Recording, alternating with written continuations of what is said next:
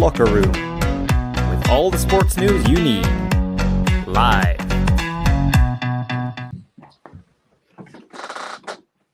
There we go. Welcome to a brand new season on the Locker Room. I can't believe we're back already, but anyway, that's the way of the world, and we are live on Independence Live on a Friday night, joined by tonight my usual cohorts, the best pundits. No, that's the wrong show. That's for Sunday night at 11 o'clock. I do that show. So we're joined by the usual pundits, if you can call them that. Welcome back to Graham, Alaska, and Mr. What's your name? Oh yeah, Stephen Raysyke. How are you? How are you guys? Good. Oh, good. Good stuff.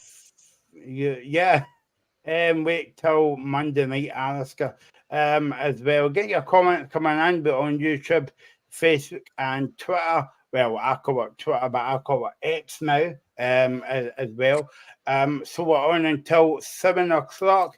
Get your comments coming in ahead of the first weekend of the season. And coming up later, we've got Mr. Reagan Stevens himself.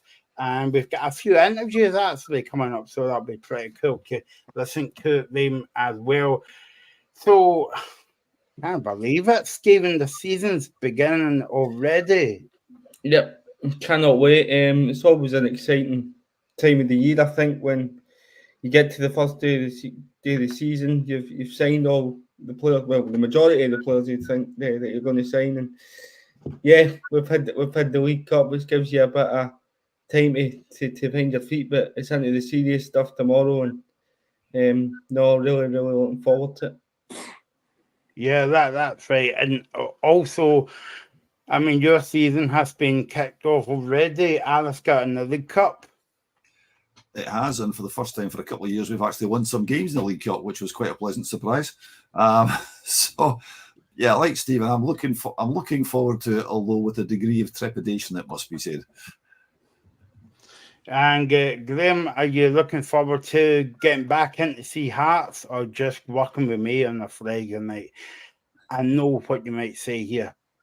Definitely not the second one. I'm joking. No, I can't wait. I'm buzzing. Can't wait for the season to start. It's all good. I mean, look forward to this for all day. Can't wait to get stuck into this now. Okay, cool. Well, I don't, so get your predictions in for the season. We're going to ask you guys as well who's going to win the league, who's going to be relegated. We're not going to go through who's going to finish second, who's going to finish fourth, who's going to finish fifth, and who's going to eat as many pies in the season, because they'll be here until the winter break. Stephen's got a lot of pies this season. Aye? Oh, okay. Aye, just not going to walk them off, but definitely a few.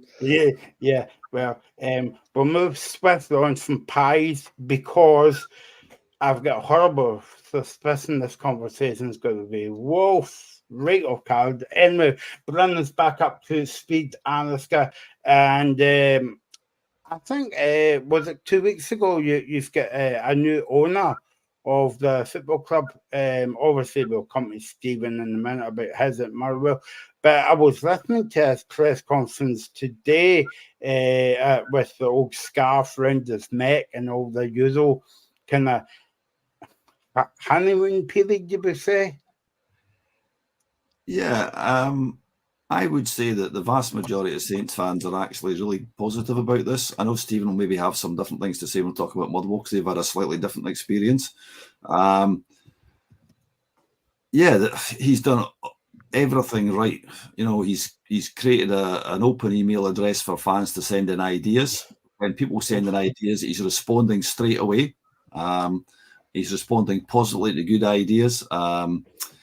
He is clearly going to do what Americans do when they buy a company here. He's going to bring in a lot of American culture and bringing in data science, all that kind of stuff. He is not remotely unaware of all the challenges that have been over the last couple of years, and that's putting it politely.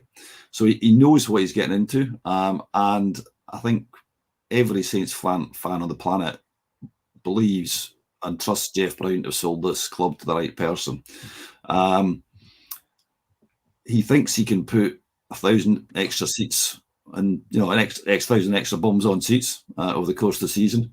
I'm not convinced, because you can bring in all the business expertise in the world, but if the team performs like it performed last year, you take 1,000 people out of the ground rather than into the ground. So, it's interesting. That's every major club in Tayside got an American owner. He's not going to throw money at it. He said, though, he has put a bit in.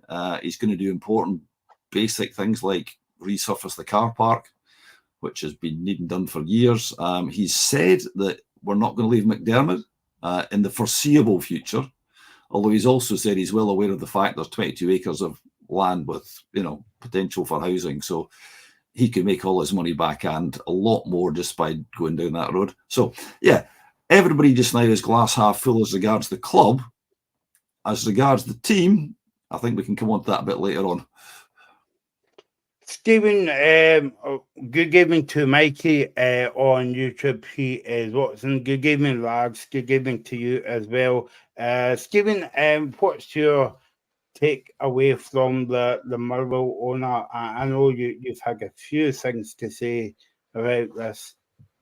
Yeah, the investment proposal was an absolute shambles. I think he was putting £350,000 in for the first 3 months, and then £300,000 in for the next 3 months, and he would gain 8% with each investment to ultimately get it up to 49% control of the club. For I think it was just about $2 million that was coming out of his pocket at the Will Society, where they put money in as well. So his overall evaluation of the club was £4 million, which is a shambles, to be honest, particularly for me, when you consider that we've just sold Theo Bear, sorry Alistair, for £1.2 million, and after add-ons it's going to go up to 2.1 million.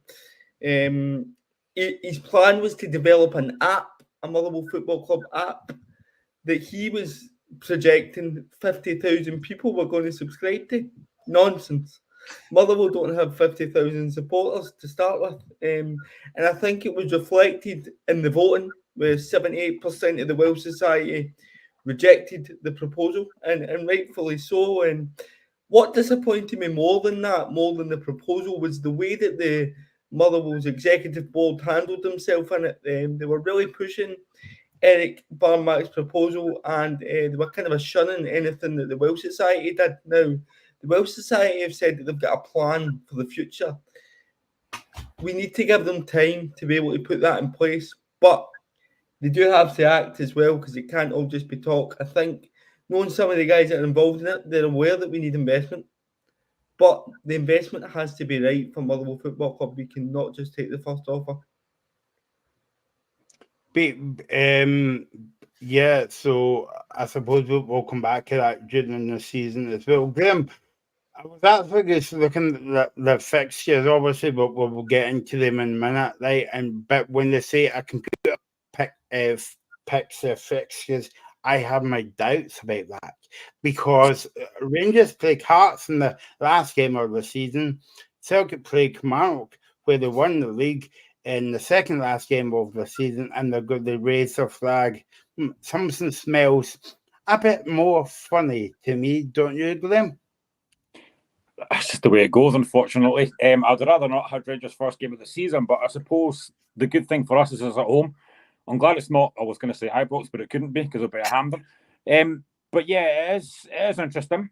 And I think as well, it's very different, because normally when we do a Sunday show, we're looking back at all the games from Saturday and we're one game from Sunday. This weekend, all the games are very different. There's only 2 games tomorrow, 3 on Sunday, 1 on Monday.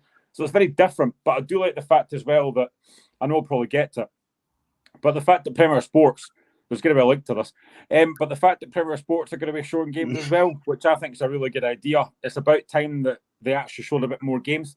Maybe now we'll get every single Edinburgh derby on telly. Time will tell. But yeah, I'm looking forward to this. I can't wait.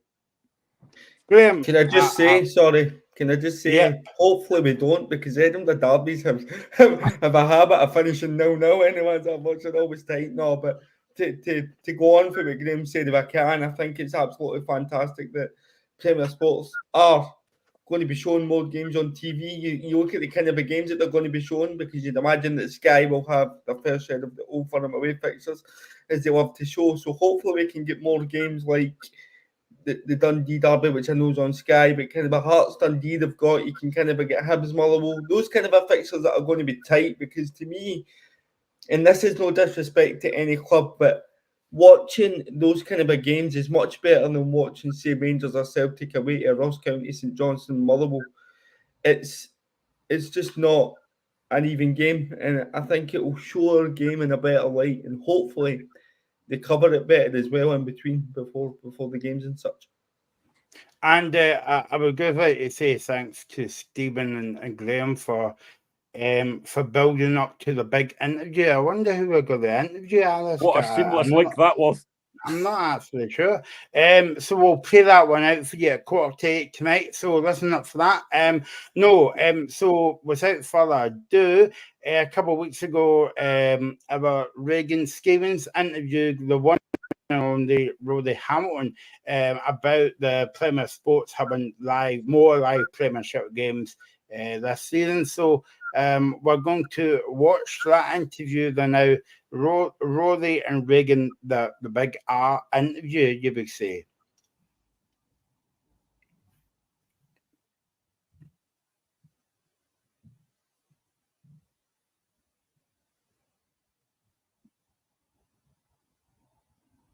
Here on the locker room by Rory Hamilton. Thank you for joining me, Rory. It's great to speak to you again. I've spoken to you before, but first of all, I just want to say it's a great new Scottish football season to you already, because the Premier Sports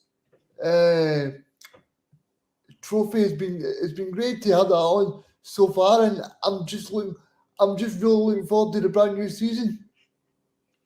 Yeah, no, thanks for having me on again. It's always a pleasure to come on, and yeah, as you say, I think this season was up and running for the Premier Sports Cup. We did the first game, or our first live broadcast game was down at Palmerston for Queen of the South against Aberdeen, and that was even before the final of the Euros in Germany. So it's all come around very quickly. I want to ask you about the great news we got towards April and May, and that was that Premier Sports are going to take over Scottish football and have more broadcast rights as well. Yeah, fantastic news. Particularly, these things obviously, like, personally, they're great because you know that you're going to have a decent amount of work, and particularly after a year ago, almost to the day, when Viaplay announced that they were going to be pulling out of the UK. So things could have gone very differently, and the way that they've worked out, very good for all the people that great people that work with Premier and previously with Viaplay. So it's fantastic for them. But I think mainly, for Scottish football, it's a really good deal to have an extra 20 live Premiership games. I think is really important. I think it's something that's probably been missing from the broadcast deal in recent years. I think it's good to have two competing broadcasters. Obviously, Sky they've upped their games and they'll get the lion's share of the first picks and things like that. But almost every weekend you can look at the sets of fixtures in the Premiership, and there will be a game where you look at it, you go, oh, that'll be a cracker. As a neutral, I would love to watch that. And now with the Sky deal and with Premier Sports deal, there's such better coverage, more extensive coverage. So I think it allows for the Scottish game at the top flight level to be seen. I want to ask you about the first few matches that you have picked. I think it's Dundee against Hearts at 5:30 in the evening. What will, I don't know if you're in the process of choosing the time slot, but I think the 5:30 or the Friday night is a great idea, because that was first brought up by PT Sport, which it was a couple of years ago. I think it worked really well. Yeah, absolutely. I mean, I have to say I don't have any input in the time slot, but I like it. I think it's good. I think there's definitely a gap there. You're likely to be going head to head with an English Premier League game, I think, but I also think that Scotland needs to separate itself a little bit from the English Premier League and start realizing that their own thing, they are their own thing. So yeah, I think that leaves Saturday nights, if it is to continue to be a 5:30, 5:15 sort of kickoff, then I think it's good. That's what we've been doing, 5:15 in the Premier Sports Cup on the Saturday games, and I think it's a really good time slot. I think it fits in for people's Saturday evenings, and you can catch it maybe when you've come back in from a game as well. So yeah, really good. Looking forward to it. Yeah, I just want to now ask you about Scottish football as a whole. How do you see it really shaping up? Because I think it's really an exciting time at the moment. I think you've got Derek McInnes, who's doing a great job at down in Ayrshire. You've got Aberdeen with a brand new manager who I'm really excited about trying to see. You've got the Dundee derbies as well. I just think it's a really exciting time for Scottish football, really. Yeah, I think we're in a healthy place, or healthier. I think Scottish football is always interesting to those that it already has captivated. We know how good it is, but others don't. So I think that getting the message out there that Scottish football can be something that's quite different to the English Premier League, which gets so much attention, but I think Scottish football's got something a little bit special about it as well, that some of the more modern leagues with so much money behind them, that there's a little bit of the romantic side of it that's passed those by, that you don't have quite such a connection to the teams and the league and the players. So I've always thought it's good. I think that we can always do better with how it's presented, how it's marketed, and that's how you try and draw other supporters and potential customers in. I just want to now ask you about the Dundee derby. I'm sure you've commented on so many, Rory. I mean, I think it's going to be so special to have that in the top flight in Scotland, because I think it's been a long time since we've had the Edinburgh derby, the old Forum derby, and also obviously the Dundee derby as well. So I think it's going to be special this season.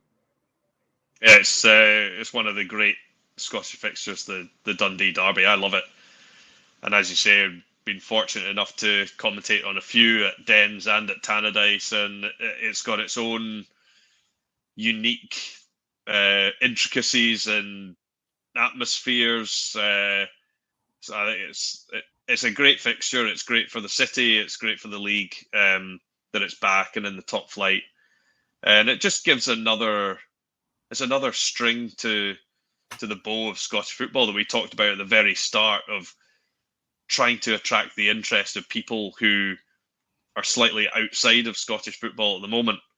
And it might be that on one channel is, I can't remember what two teams you picked out, but Bristol City against Luton or something like that. I can't remember who it was that you picked out, but it might be that. And then on the other side is the Dundee derby. And I mean, I know what I would, if I wasn't working on it, I know what I'd be watching.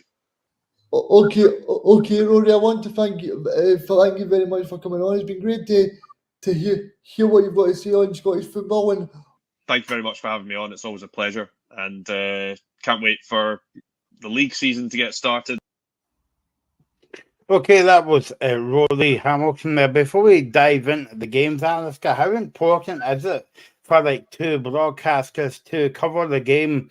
I know, Stephen was saying, and you've made a brilliant point, Stephen, about Sky Sports. I mean, it's either Celtic or Rangers, or maybe in Boxing Day or whatever, you would get an odd Ross County Motherwell game, but apart from that, it's all been Celtic and Rangers. But how brilliant is it to see Premier Sports, first of all, picking up the games, but also looking at the games outside of the Celtic and Rangers bubble, basically? I think it just sort of goes without saying that everybody outside the Old Firm fans feels, rightly or wrongly, probably rightly in my view, that Rangers and Celtic get all the games. I mean, the joke is you get to see your own team whenever they're playing Celtic or Rangers, and actually for a lot of fans, bearing in mind, and this is a serious point, which probably worthwhile making, most clubs will tell you that maybe 10% of their season ticket holders don't go to Old Firm games. So a lot of them will stay and watch it rather than go to the Old Firm games, and that's for reasons we probably can talk about another occasion. But Stephen made the point. I mean, one of the best games, I very occasionally go and watch another team. I remember going to watch a game at St Mirren against Raith Rovers years and years ago when they were both going for the, I'm not sure what league it was in, it was basically the second tier. It was a fabulous game of football. And because I had no side in it, it was even more enjoyable because I didn't really care who won. You could appreciate the game. So that, to my mind, is really good. And the BBC showing the championship games as well. There's been some brilliant games on that. There's been some duds, but you get that in the Premier as well. So very long-winded way of saying, yes, it's a really good thing. And clearly the competition will, you would hope, would make Sky up their game, because one of the other complaints that fans will have, I don't know what you guys think about this, is that the pundits are chosen by and large because of their sympathies with one side of the Old Firm or another. And that comes across because you can see them greeting when their team's getting beat. Yes, I think we'll go see that there. But yeah, I can comment on that, but I can't. Okay, Graham, your game is first up tomorrow. Let's speak about Hearts. Going to Tynecastle. Yeah, they've been at Tynecastle for years. Rangers 12:30 on Sky tomorrow. What do you make of this game, Graham? Do you think that you're getting Rangers at the right time? Obviously, it's a first game tomorrow and nothing's going to be won and lost. But in terms of Rangers having a disappointing pre-season campaign, I hope so, but I don't read much into pre-season because I've seen a lot of Hearts fans raging at the fact we've not won a pre-season game. I generally couldn't care less about pre-season. It's about fitness. It's not about results. Fleetwood was disappointing. Defensively, we were not great, but I honestly don't care about pre-season. You could win every game in pre-season and have that momentum and then lose your first 4 or 5 games in the league. So I generally couldn't care less. But yeah, I think maybe we are getting them a good time. And I think Tynecastle will be rocking tomorrow. Like I said previously, before we came on air, I think we've got a very good squad. I think we've got the third best squad outside the Old Firm. I was looking at it today. We've actually got a squad of 28, which could go up to 30 with Malachi, Boateng and Salazar still to come in as well. We've got a very big squad, which I think we need, because playing Thursday, Sunday, we need a big squad. I think we were stifled by that the last time we were in Europe. We didn't have that big enough squad to compete in both. So I'm liking the job that Naismith's done. I like the fact that we got pretty much all our signings done early, because last season our first signing was made on the 14th of July and it was Michael McGovern, a third choice keeper that never played. I'm really pleased with the business we've done. I think Blair Spittle's a really good signing. Sorry, Stephen, but I think it's a cracking signing. Naismith said already that he's kind of suffered most during pre-season because he's playing that holding midfield role. That's not what his best position is. Number 10. Jan Dander thinks a really good signing, as I said previously. Really excited for Gerald Taylor at right back. He looks quality. So yeah, I think tomorrow's a really good time to get Rangers. I'd rather have them now than maybe halfway through the season if they got themselves proper prepared. Difficult game because our record against Rangers is not great. We've not beat them since 2020, so it's not a good record. But it's got to end at some point, and it might as well be tomorrow. I have been very, very frustrated with the links by a certain journalist on Twitter with Lauren Shankland. It has been beyond a joke how often this guy has mentioned them. It's been every single day, and there's been no context to any of the rumours. That's all it is. It's been rumour. And he basically has said that Lauren Shankland might be a Rangers player by tomorrow. Well, that hasn't happened. I believe that Shankland will probably start the season at Hearts, but I don't know if it'll end at us. But I don't think he goes to Rangers, though. I think if he goes either down south or abroad. So, yeah, I'm excited for the season. I'm looking forward to seeing what these new signings can do. And, yeah, I think tomorrow probably is a good time to get Rangers, but we have to start well. We have to start the game well. This is something that I said all last season. We don't start games well enough. That has to change tomorrow. So I'm looking forward to it. Should be a good atmosphere. Hope for a decent game. How vital is it for Hearts to hang on to Shankland? And also, do you think part of the reasons why Shankland cannot stay at the moment is because of European football? Possibly. And also, if I'm Shankland, I'm looking around and I'm thinking, well, we signed Danda, we signed Spittle, Barry McKay's there. I might get more chances next season to get more goals and break the record that I got last season. And I think as well, I genuinely don't think Shankland's about money. I don't think Shankland looks at it and goes, I'll throw whatever you want at me. I'm going to stay or I'm going to go. I think he probably thinks I might have one more big contract left in me, but I don't think he wants to stay in Scotland. I think he might want to try abroad again. It didn't work in Belgium, and he might decide, I want to try that again. I don't know. But, I mean, Shankland might think he's got a point to prove as well, because he didn't get a chance for Scotland, which I said previously was an absolute joke as well. He should have got more time than that. But I just think Shankland's come back from pre-season looking quite sharp. And we've already said, Stephen Naismith has put a value on it. We want between 4 to 5 million for Shankland. And that's kind of what I said as well. That's the ballpark I said as well. Rangers ain't going to pay that. They can't because they're skint. So they can't afford to pay that. So I don't think they're going to sign him. But it is beyond a joke how often this particular journalist has mentioned Shankland every single day on Twitter, and yet Shankland's still here. But like I said, I do think he'll start the season with Hearts, but I don't know if he'll end at us because I think he'll either go down south or abroad. If he goes for nothing in the summer, then fine. Because if, for example, he stays another season, it's his last season, but he gets us third place again, that's £5 million for Europe. So that more than pays for the fact he could leave at the end of the season for nothing. So yeah, if he goes, but I hope he does stay. Now, I was going to ask this question, like them, but half of the scum says, name the journalist. But I don't know if you do you know any good lawyers, Graham? No. I mean, listen, I could name him if you want, because he's not going to watch this. But all you've got to do is it's the Daily Record or the Daily Ranger, whatever you want to call it. But it's yeah, that gives the game away. Every single day. Keith Jackson, sorry, he won't watch this, he won't care.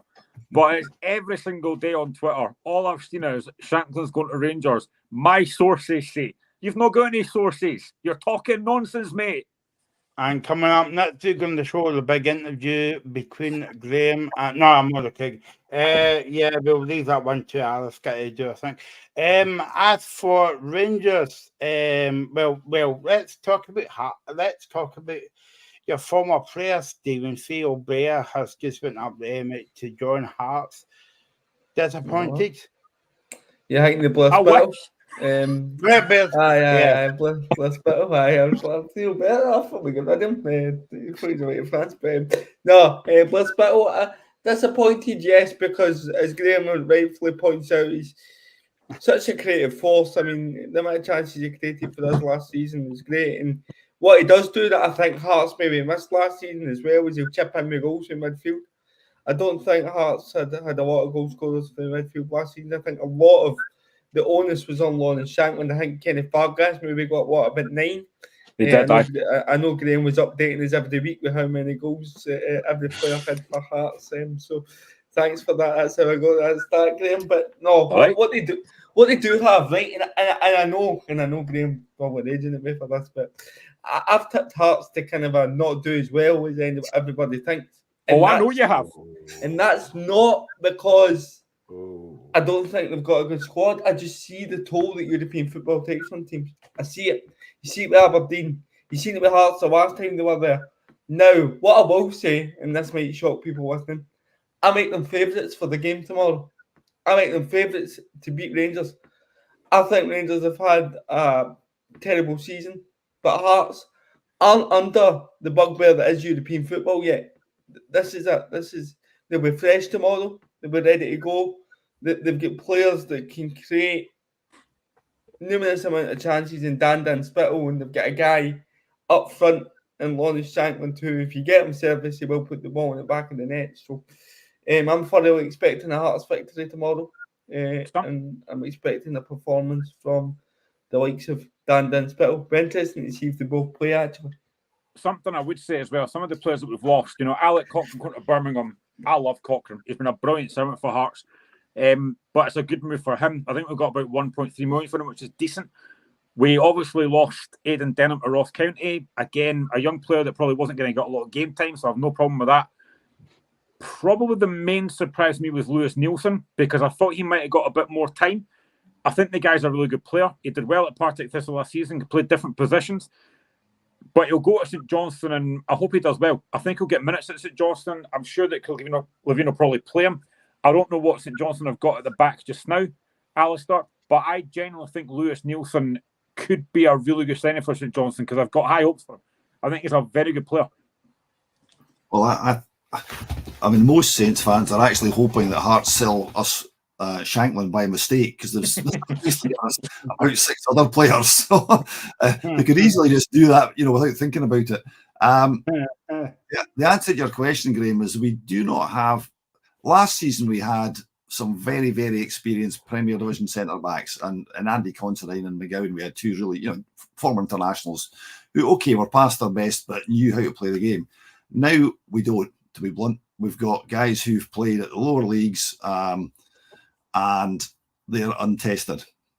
So Nielsen may well make a difference. But again, we've got about 4 people who could play centre half, or in a centre half position. The areas we do need strengthened, particularly the middle of the park, we ain't got that. So, but to go on reiterate what Stephen said, I actually think there's a very good chance Hearts will win tomorrow. I think Rangers are in a bit of disarray. I think their fans aren't happy. I think that's quite evident.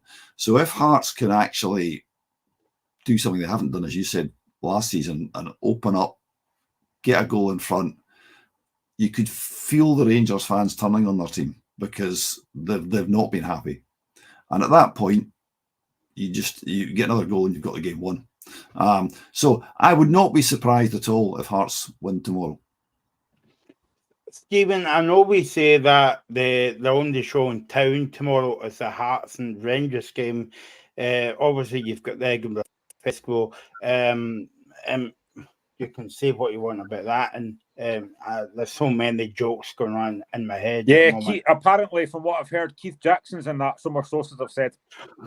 Yeah, so I forgot to tell you this, Graham. Right, we've actually signed Keith Jackson up as a pundit on the show on a Monday night. If you want to do that, I don't think we're getting into the old misfits boxing yet, are we? Keith Jackson.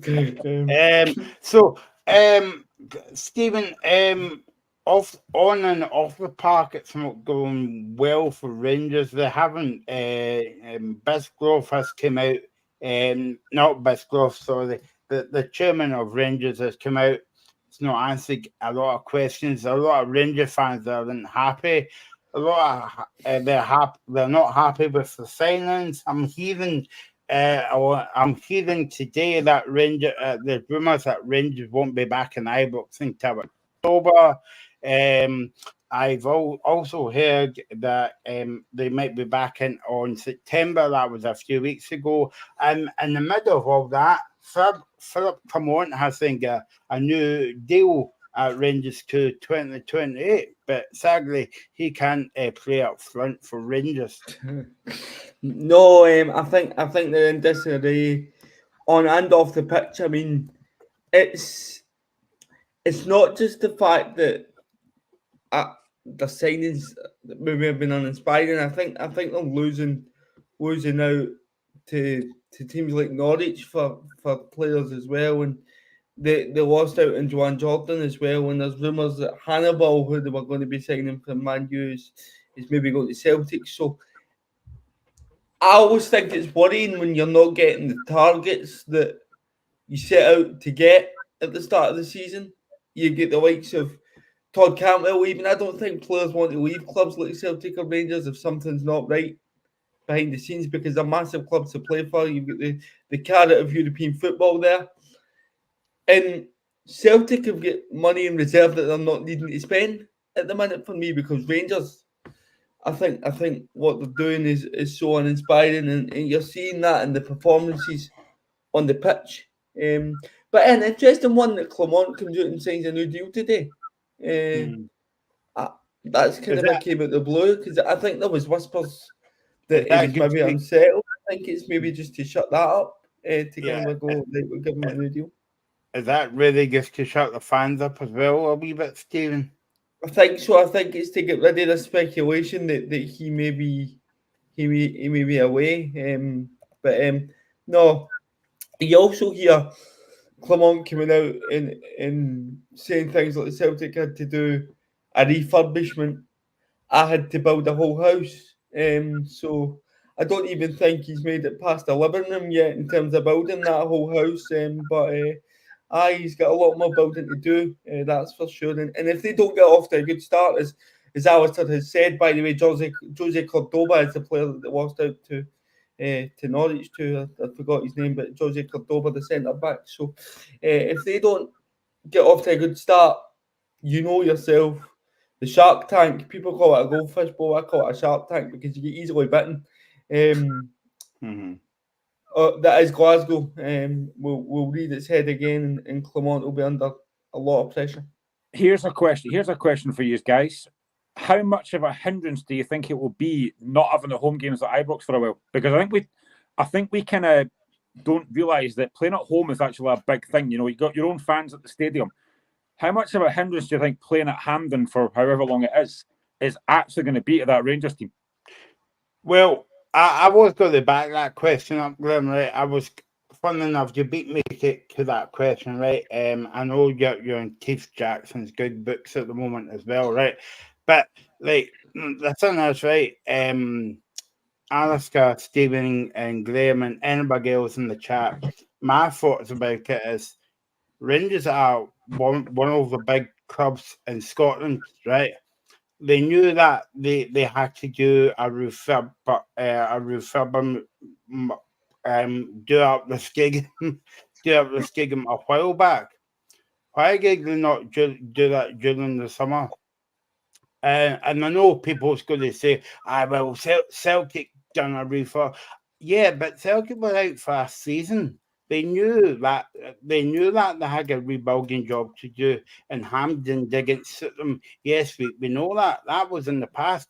But I mean, I think that I don't know about you guys, but for me personally, I think that it's quite an embarrassing moment from Scottish football. Like, one of the biggest clubs can't get their stadium finished on time. Well, I think all you've got to do though is look back at the fact that Rangers fans moaned about Dundee's pitch, and yet they've not got a stadium. That says it all for me. Not only that, but Dundee ended up getting fined, and it cost Dundee a lot of money. Now, okay, you know, there's I don't know what all the rules are in relation to stadia, but a lot of fans are going to look at it and they're going to go one rule for one club and one rule for the rest. Now, whether that's fair or not, I don't know, but we all know what fans are like. That's what they'll say. It's how the Rangers getting away with this. Now, I have no idea if the Rangers are going to get any financial penalty for this or not. I suspect not. But that's not the way it will be perceived by a lot of other people. So again, that doesn't help Scottish football generally. Stephen? Sorry, what was the question again? Sorry. Start of the season, a bit of ring rust go. Yeah, Keith Jackson's on the phone, Stephen. Quick answer. No, we were just talking about Rangers, about Glenn was proposing the question about, like, do you think it's going to be upheaval for Rangers not to be at home? Yeah, I do suspect that. You factor in the account that the fans don't even know where they're going to be sitting at the minute as well. And you've got, a week until the players at Hampden. I'm really hoping for the Hearts victory tomorrow, because it really puts the pressure on Rangers going into that game at Hampden against us.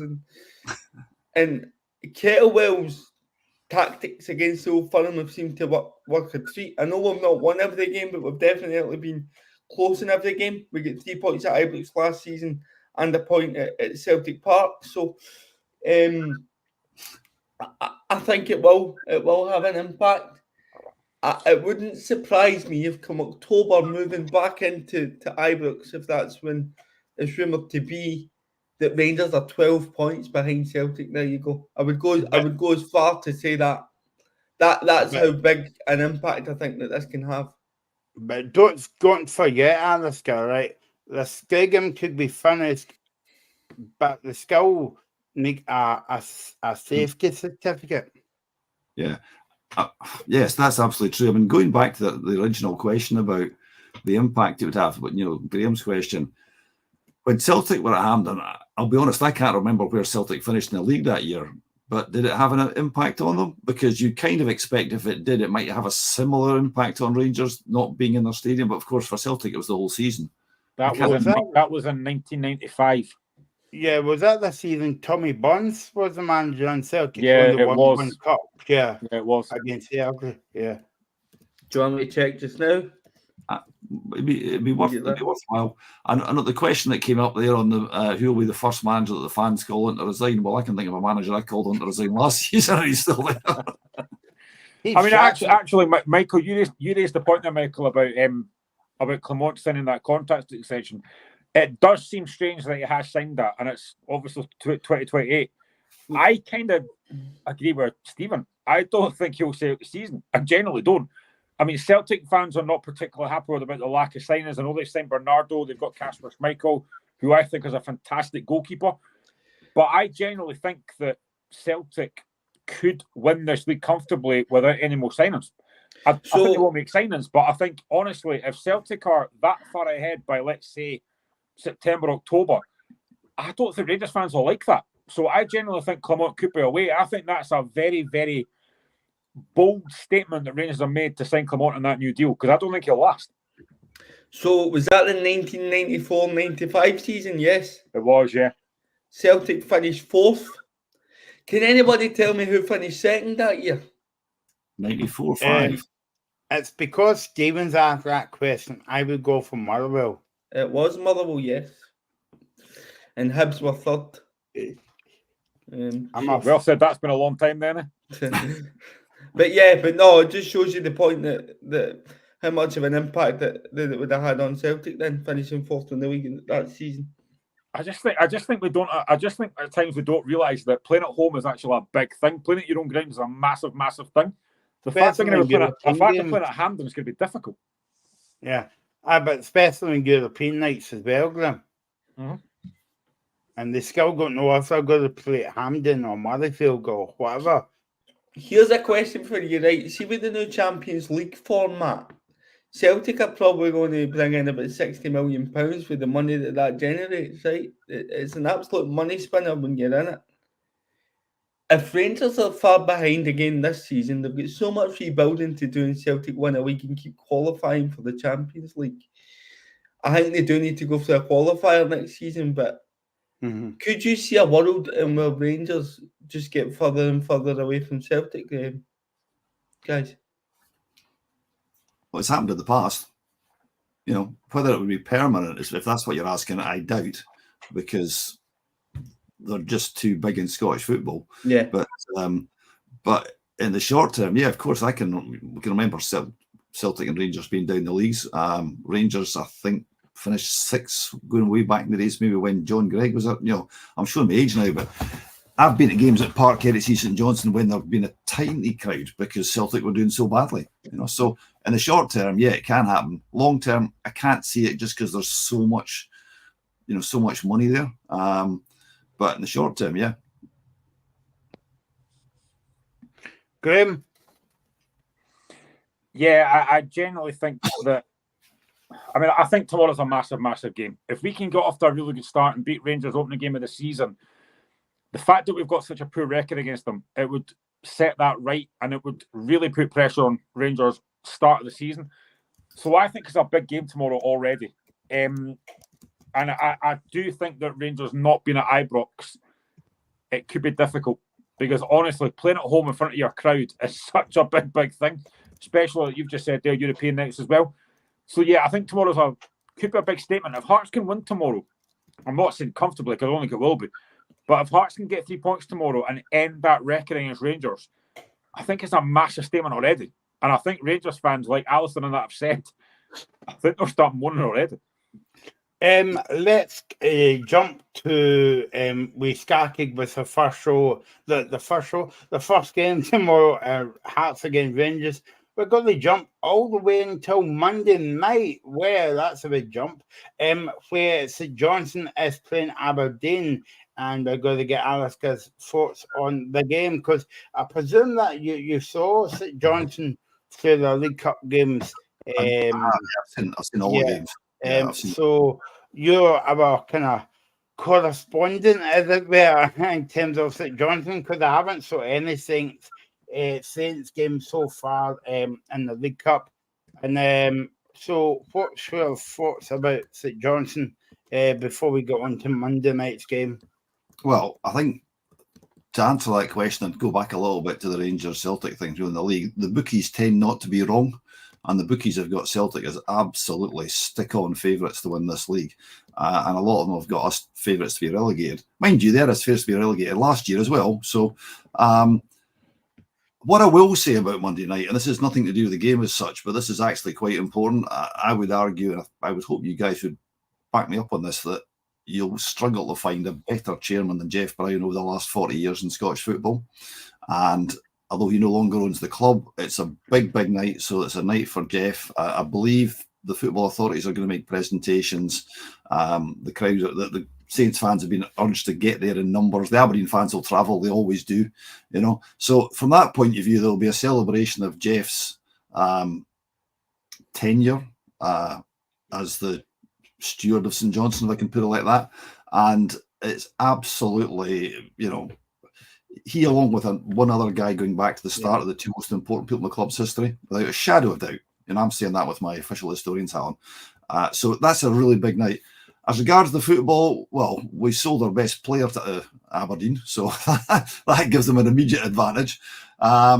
We've got a lot, as I said earlier on, we've got a lot of guys who are not tested at this level. We've got a lot of players who the management have brought in and are now trying to let go. I know we've got to let players go before we can actually bring more in, and I'm not seeing anybody going. We do have strikers, one or two strikers who I think will trouble defences, but they've got to get the ball to them. So very hard to say. From what I've seen of Aberdeen, the sort of highlights, Aberdeen look like they're actually a different team from last year. I have no idea how Saints are going to perform. Having said that, Graham will remember the first game last season against Hearts. I actually thought we'd get tonked, and I think it was only 1-0. Was it 2? That's right. You scored right at the very end. That's right. Yeah, that's right. I remember that. Yeah, I dismissed that goal from my mind. But you'll also remember Mitov made a couple of brilliant saves in that, which kind of announced him to Scottish football and kept the score down. I think Monday and then the next game, which is away to Kilmarnock, which is arguably even more difficult, will set the tone for the season. I think if somehow or other we can take someone out of that, then the fans will be happy. If we lose both those games, and I think Motherwell come up quite soon after that, I think you can see the fans getting really hacked off. Something positive I would say, Alistair, I think during pre-season, Kim Pioka and Sidibe have looked very, very good. They're scoring goals. I know that you've also added Mackenzie Kirk, who I really like. He didn't get enough chances at Hearts, but his record in the B team was outstanding. Yeah. So I do think you will score goals. Like I said, I think Kim Pioka and Sidibe are excellent. I think losing Mitov's a big, big blow, because I think he was part of the reason that St Johnstone stayed up. But they're definitely a positive there, because I think that forward line, they're quick, they're agile. I think they could do very well this season, both of them. Yeah, Sidibe is, I mean, he scored, 6 and 8 games last year, and Kim Pioka scored 5 or something already, and he is very, very fast. He's not a target man. He's not somebody who hold the ball up. And bear in mind, there's Nicky Clark, who is a proven goal scorer. So you're right, we do on paper have forwards who will score, and we've got no width. Apart from Graham Carey is the only really talented player in the middle of the park. Connor Smith hasn't made it. They're talking about him going to Hamilton. And I look at Aberdeen, the games I saw Aberdeen on the telly, they looked purposeful. They were a totally different team. So who knows? I mean, I'm with my heart says that Saints could actually just surprise me. We could get a result. We could win. My head says that's unlikely because I think Aberdeen are looking quite good. And I think Aberdeen will be in the top 6 comfortably this year. Whereas I don't think anybody going back to the bookies expects Saints to be anything other than the bottom 6.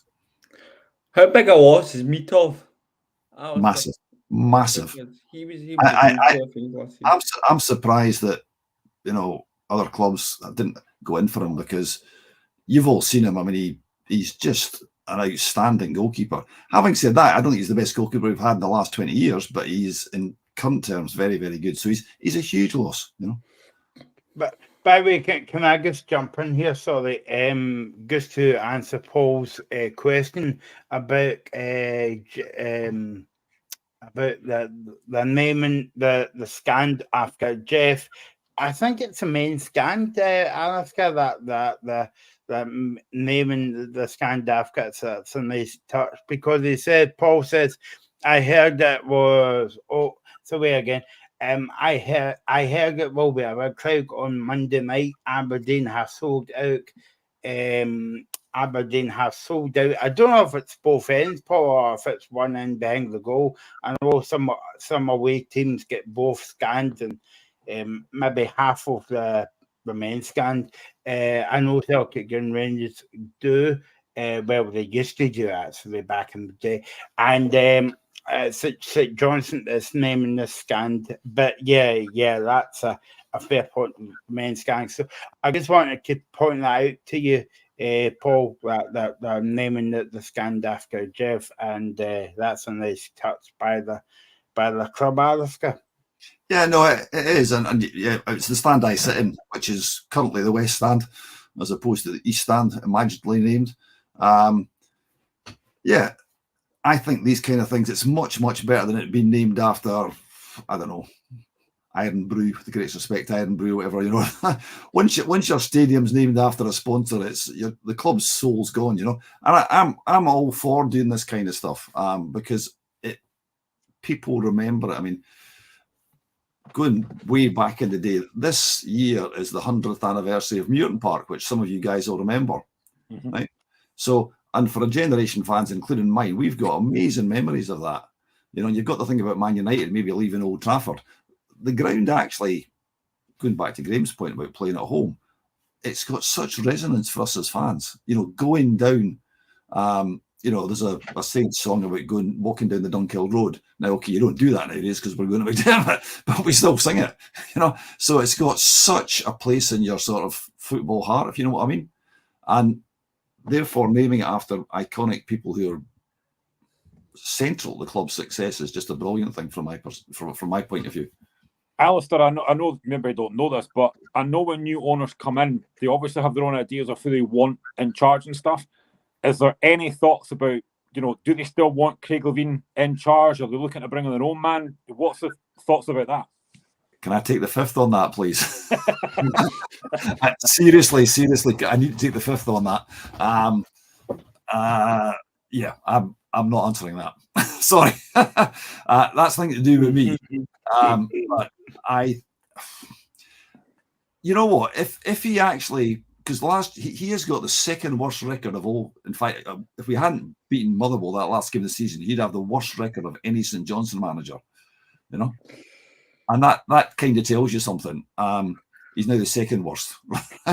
So if he turns it around, if we play brilliantly, we score a barrel of goals, and the defence turns out to be secure, I'm sorry, I'll be as hypocritical as everybody else and go, yeah, what a great decision that was. I'm going to give you a spoiler alert. That's not happening.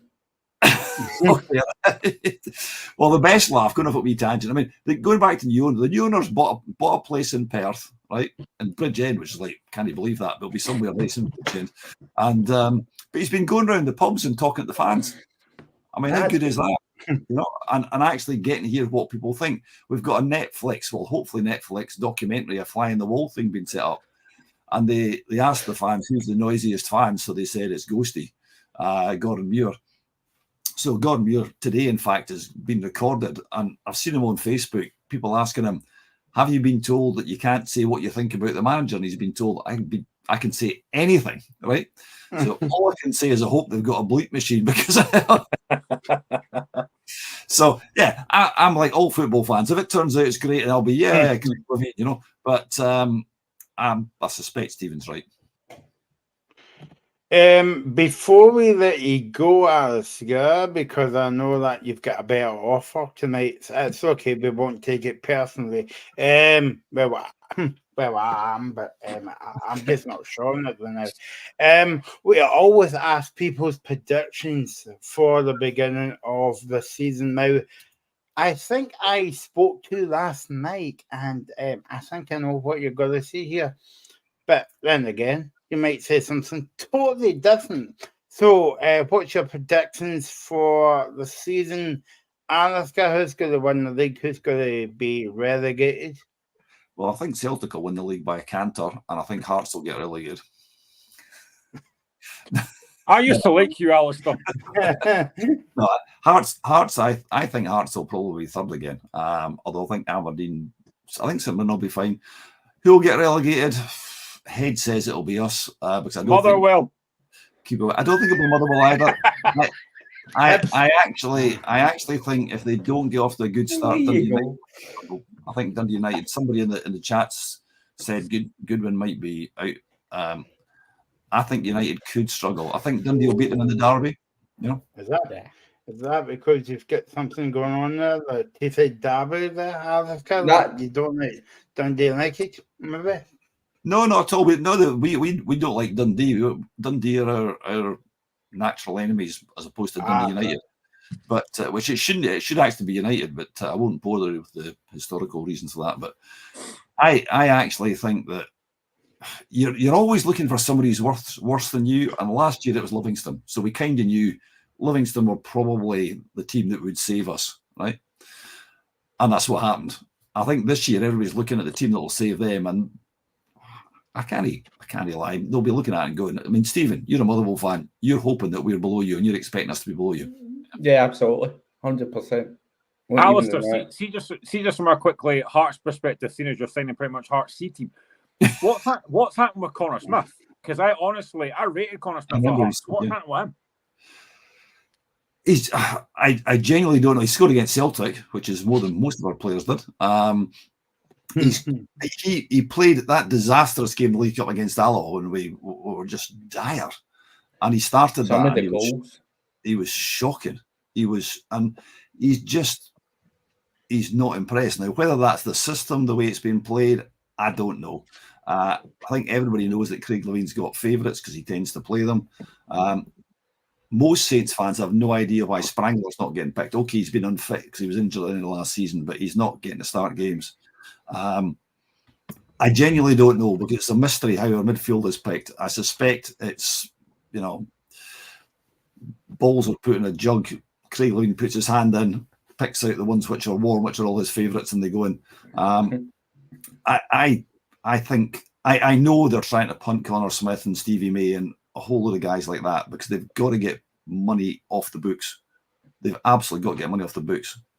So, yeah, he's just, for whatever reason, Graham, he's not made it. Mackenzie Kirk, he scored a good goal. He missed a sitter his first game. He scored a good goal. He's not going to be first choice because Sidibe and Kibioka are. But I think he might score goals for us. It's a big step up, though, because he didn't score goals at Hamilton. Before we let you go, Alistair, because I know, as I said, you've got a better offer, and that's totally fine. I'm back on Sunday, though. I understand that. Oh, yeah, you're back on Sunday. Is that because I'm not on Sunday? Is there something you're not telling me? From Aberdeen point of view, what are you expecting from them on Monday night? Well, I'm expecting a goalkeeper will be really hard to beat for a start. I saw Clarkson's out for quite a long time. Yes, yeah. And he's a good player. If he's on his game, he's a good player. Our games it's hard to tell because Aberdeen were rubbish, though. By their standards, they were rubbish last year.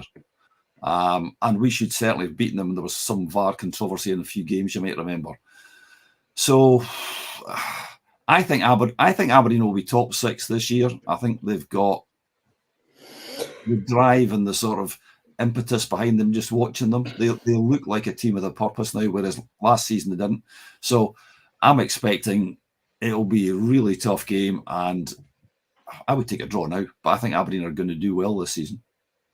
Okay, there we go. So thanks to Alistair for Cheers, joining Alistair. us. Hey, thanks, on folks. the I will show. We'll see you on Sunday. You will see me on Sunday, and I won't be upset about St Johnstone because we haven't played then. And I'm confident. I'm confident we'll be report. Just keep my Graham's good books. I'm confident we'll be reporting on a win for Hearts. At least you can have a good weekend, Alistair, without going to football. Well, that's very true. Okay, guys, have a good weekend, and we'll see you on Sunday. See you later, mate. Cheers, Alistair. All the best. There we go. Alistair's get a better offer, and he is away. I'm stuck with the two old guys. It's like skill game, Jack and Victor. And before you say it, Graham, no, I'm not either.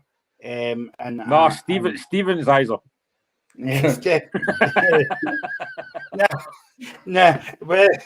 No, I can't go there. I must move on from I thought I'd be Winston because I've got a dodgy leg. But anyway, the thing is, Winston's funny, mate. You can't have that. He's the king of puns in the corner, man. Jesus Christ. The reason why I moved on from that comment was because I was going to make that comment about Winston, but I thought, no, that's no fair. So, but you made it, so it's your bag, so you can lie in it. Get your comments in here until another hour. And we'll get your predictions before the end of the show, guys. And we will hear from tonight's game between Falkirk and Queen's Park coming up tonight. Okay, Stephen, let's jump back into Saturday. I'm doing a lot of jumping tonight. Don't know if it's because the Olympics is on. It is the Motherwell Ross County game tomorrow. That's the only other game it's on tomorrow. 3 o'clock kickoff. Bizarre. For Parks of Place, Stephen will be there. And how do you think the game will go, Stephen? It's hard to tell because I think during the League Cup campaign we had two good performances against Edinburgh City and against Clyde, and then for 90% of the game against Montrose we completely controlled it.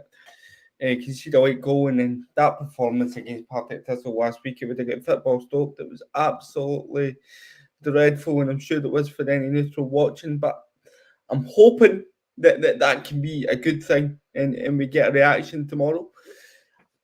I look at these games, and this is no disrespect to Ross County, but if you're going to be doing well in a season, games against Ross County at home are games that you need to be winning. So I'm looking for 3 points tomorrow. I don't think the new boy Apostolos Stamatopoulos, by the way, that's how you pronounce it.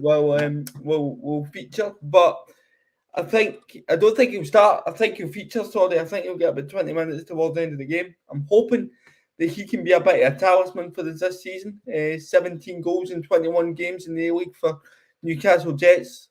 Last season we spent money on him. We couped some of that Theo Bear money. So, I think that's a good signing, and hopefully we can start to find the net, because I think that was a big problem against them in the League Cup, is that we looked a bit toothless up front. So hopefully we can show signs of rectifying that tomorrow. But it'll be a tough game. Ross County saying well. Two players, Noah Chilvers and Ronan Hale, who has absolutely been flying in the League Cup group stage. So they will carry a danger, but I'm hoping that we can quash that danger and get 3 points. Stephen, I was slightly surprised. I know that you said that obviously the game last week wasn't great, and you're right, but I was slightly surprised by the booing from the Motherwell fans last week, because you did get through, you did top the group. Were you surprised at the reaction from some Motherwell fans? No, because there's ways to get through, Graham.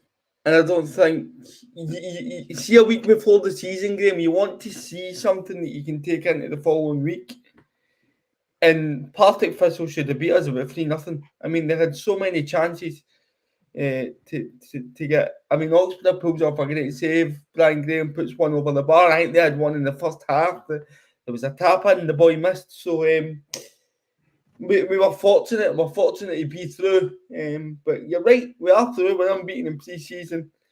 But the performances just at times haven't been there. So I think that's why the reaction came. What I will say is there's people in forums calling for Kettlewell's head. Have a word with yourself.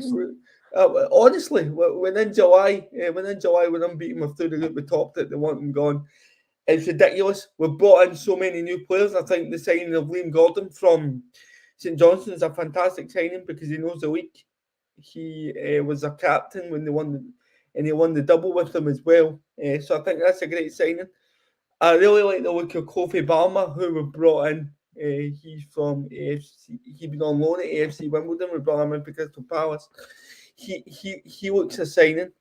So I think what we have done is we've showed up at the back because that was a big problem for us last season, was we were conceding too many sloppy goals. So hopefully, we can get the combination right between defence and attack this season. Do you know what, mate? I would say as well. You touched on it earlier. The money you got from Theo Bair. I mean, I don't think anybody could have. Obviously, I said this last season.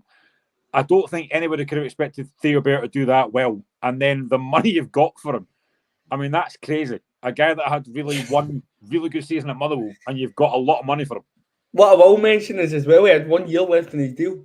So his deal was running out at the end of the season. This is why I think if I can put it back to you, that when Hearts are looking for money for Lawrence Shanklin, the $5 million is absolutely the right price to be asking for these kind of players. I think the days of clubs being shortchanged by clubs for the players is long gone in Scotland. I think we need to be stubborn and we need to really put the foot down. But to bring in Theo Bair, who had 1 goal for St Johnstone, to develop him the way we did in the last 6 months, because Famika Bedith left, he just carried the mantle and took it right forward.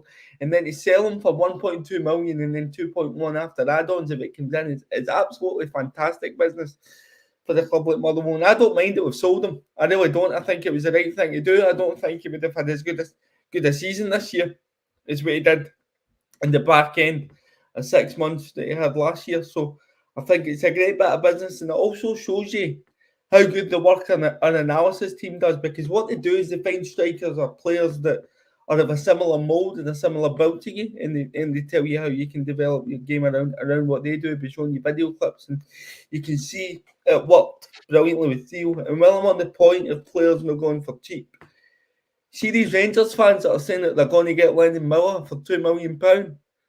That might get you his big toe and his left foot, right? I'm telling you, you're talking in the same region as Shanklin for this boy. He's got 3 years left in his deal. He's 17. He's potential, and you can clip this, world class. I think he can go right to the very, very top of the game. You're not getting him for £2 million. I don't think Rangers can afford Lennon Miller. Stephen, you know when you were saying that Motherwell's going to find the back of the net this season, is that a new player that you signed? Find the back of the net? No. No. I know we've got many names that are tough to pronounce, so I'm not too sure you'll be having a go at that this season, Michael. To be honest. I'll leave that. You've talked about Lennon Miller there. I know it's difficult because that Scotland squad, the midfielders are really, really good. But do you think that Lennon Miller could break into that Scotland squad for even the Nations League, for example? I think we spoke about after the Euros about how we were worried about certain positions and players coming through. I think midfield is one position where we don't need to worry. We've got the likes of Connor Barron, Lennon Miller, David Watson. You've got Billy Gilmore, who's still relatively young, Lewis Ferguson. So I think in midfield, again, we're still going to be really strong. I think Lennon Miller, honestly, I would have him in the Scotland squad right now, but people may call me biased. I think he's that good. He is that good. And I know Kelly fans may say the same about David Watson, but it's his way to pass, Graham. It's the fact he's always scanning, so he's always got a vision of the game in his head before he receives the ball. He's so comfortable in tight areas. He can work with both feet. I don't know if you remember the wee skill that he did against Celtic before they passed it to Blair Spittle. He kind of did around the world, laid it off to Spittle, and we scored a great goal from it. He's just got so many abilities that you're not used to seeing in Scottish footballers. I think he's absolutely fantastic, and he's a joy to watch. I would love to see him go abroad. Please, Lennon, I'm begging you, don't go to Celtic or Rangers, because I can't have you against us every week. I can't, honestly. He's that good. He's that good. Graham, from a Ross County point of view, this might give my prediction away in a wee minute or two, but they survived last season through the playoffs. Do you think they'll do it again? Do you know what? You would think they would learn lessons, but I genuinely think if I was predicting the league table, I've got them 11th again. They've basically sold. They've got rid of Simon. They've got rid of Simon Murray back to Dundee. I think Simon Murray was a really good player. They've lost him, and then they've lost their most creative player in Jan Dand to us. I think it's going to be a struggle again. Now I know they've got Ronan Halen. I think he got 32 goals in 62 games for Cliftonville, but it's very different playing Irish League to playing Scottish League. Can he have that form in Scotland? I'm not convinced. I think Don Cow is a good manager. I think he'll do well, but I genuinely think, again, they're going to struggle. They have signed a lot of players, don't get me wrong, but I genuinely think, again, they're going to struggle again. Stephen, what about County for you?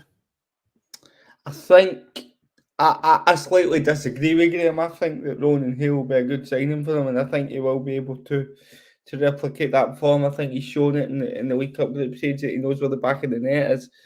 So, and they need him to, because if they don't, then there will be certainties to be relegated, in my opinion, because you need goals, because I don't think their defence will be overly strong. So they need somebody like Ronan Hill to be able to put the ball in the back of the net for them. But I think that they will be there or thereabouts down that end of the table, maybe 10th, 11th. Between 11th and 9th, I'll go. Because I do think there'll be other teams like Dundee United down there as well. And people would maybe have ourselves, but I'm hoping that we can push on. But I do think County will survive, but I think they will be down there. Losing Simon Murray is a big blow. As it is. Yeah. The goals need replaced, but I think that Hill can do it, but time will tell. I mean, he was part of the reason why County won the playoffs, Graham. He was. He had a great season last season. I know he's 32 now, but he's still a goal scorer. I know that Hibs were after him. They obviously didn't get him. He wanted to go back to Dundee, and he's actually started very well in the Premier Sports Cup, and he's got a few goals in there as well. So I think losing him from County is a big, big loss. I just think, again, they're going to struggle. Now, I know that obviously a Ross County fan, Ross, I don't know if he watched this or not, but I can just see them struggling again. You would think they would learn lessons after the last couple of times been down there, but again, I can just see them struggling again. Like I said, they've lost the most creative player in Jan Dander, and I don't think they've replaced him. So I generally can see them struggling again. Well, we have replaced Alistair, Graham, even though he went off about half an hour ago, but I couldn't find the board to put up. So we need to say good evening to Reagan. How are you? Michael, I'm doing well. It's great to be back on for season 2024-25. So I'm looking forward to it. Aye. Yeah, no, that's good. Again, we'll get your predictions later on as well. Don't worry, Reagan. Livingston's not in the Premiership this season, so you don't have to worry about them going down. Who's the first manager sacked? You said about 5 seasons ago, David Martindale, and believe it or not, he's still there. So you get that one completely. Custard pie right in your face. Anyway, yeah, no bother, any time. Let's speak about the first derby tomorrow, Sunday. Reagan, it's going to kick it all off on Sunday. 1:30, Dundee United.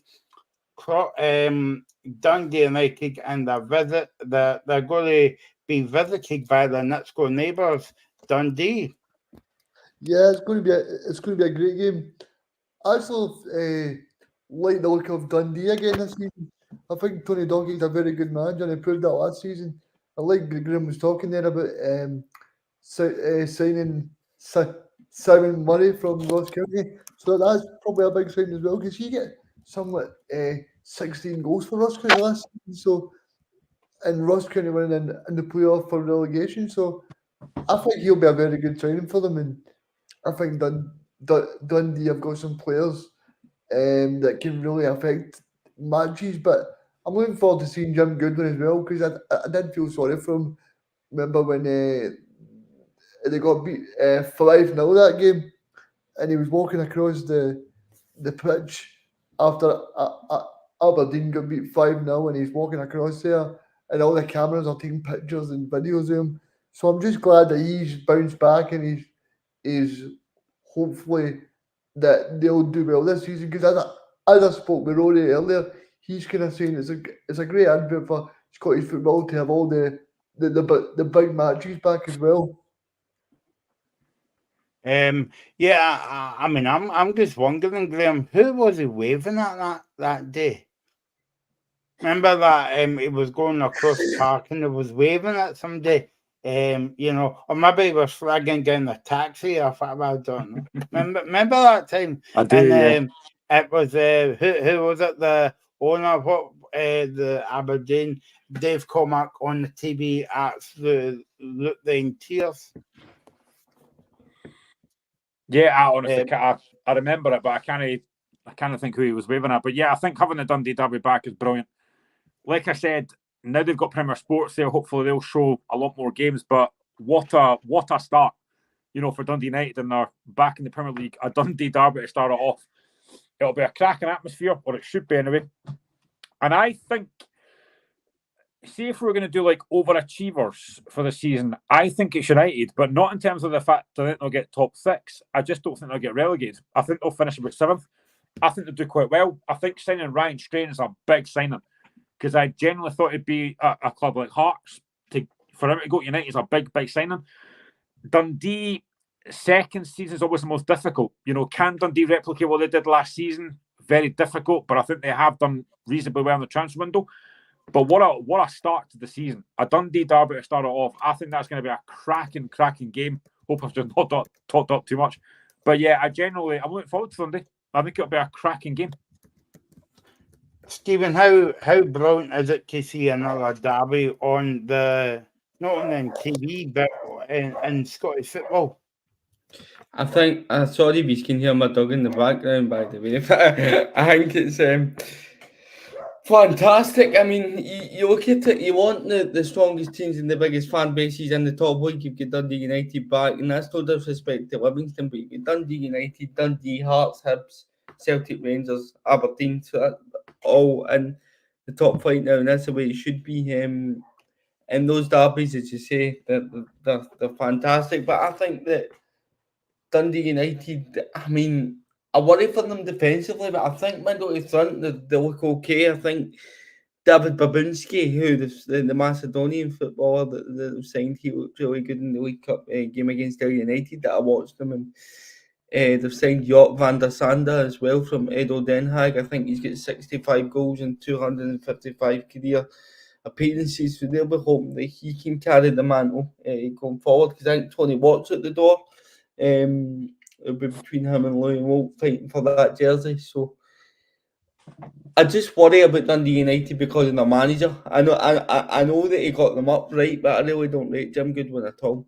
I think he's really hit and miss as a manager. There's so many periods throughout a season where they're going a wee bit at a lull. And I just worry that if they don't get off to a good start again, they'll be scrapping for points. And they'll be kind of they're down there with the teams that I mentioned, Ross County, St Johnstone, Dundee United. So the goal for them this season is to stay up. As for Dundee, I think they've put on some impressive performances in pre-season. I'm really surprised that nobody's come in for the likes of Lyle Cameron or Luke McCowan. I thought they would have maybe been away this summer. They're not. And I think they'll be looking to build on a fantastic season under Tony Docherty last year. So it'll be an interesting game, but I fancy Dundee. Stephen, see, just based on what you said there, do you think Goodwin's overrated as a manager? Oh, absolutely. I think he flatters to deceive, and it's because he plays some good football in amongst things, but he doesn't always get results. I think if he had a Craig Levein style in amongst the results that he gets, people would be screaming for them to go. What he does do is he gives youth a chance. You've seen that in the League Cup group stage, but I don't think it always works out for them. Do you agree? Do you think he's not that he's a poor manager, but he kind of he's overestimated? Yeah, I mean, potentially. I mean, it didn't work at Aberdeen. That was a glorious failure. We know that. Obviously, he had that horrendous run where he got beat by Darvel, Hearts, and Hibs. I think he's done all right at lower level. I think he was at Alloa, did really well with them. I actually think United's a good club for him. There's no massive pressure on him. He got them promoted. He has, I think, signed quite well. Like I said, Ryan Strain's a great signing for United. I genuinely don't think United will go down. I think they'll do all right. I genuinely think they'll finish about 7th. I don't think they'll go down. I kind of get your point though about being overrated, but I think he's a decent manager. But I think the signings they've made have been all right. And I genuinely think United will do all right this season. Graham, you were talking about overachievers, all right? But last season, one team overachieved as well. Maybe that's the wrong word to use. Dundee, because I mean, that was an excellent season under Tony Dock, and obviously Stephen was Raymond of the players that they kept there. I think it's very important for this season as well because the first season is just kind of like bedding into the league, and then you take it forward from there. I hope I don't say this words too often, but Michael, you are right, and that worries me. But I mean, I think Dundee did overachieve last season. You know, first season in the Premier League, they were brilliant last season. Thought they played some really good football.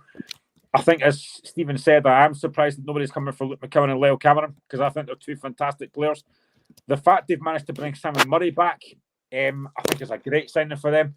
He will definitely score goals. But I always think that when you're coming up from the Premier League, if you stay up, the second season is always the most difficult.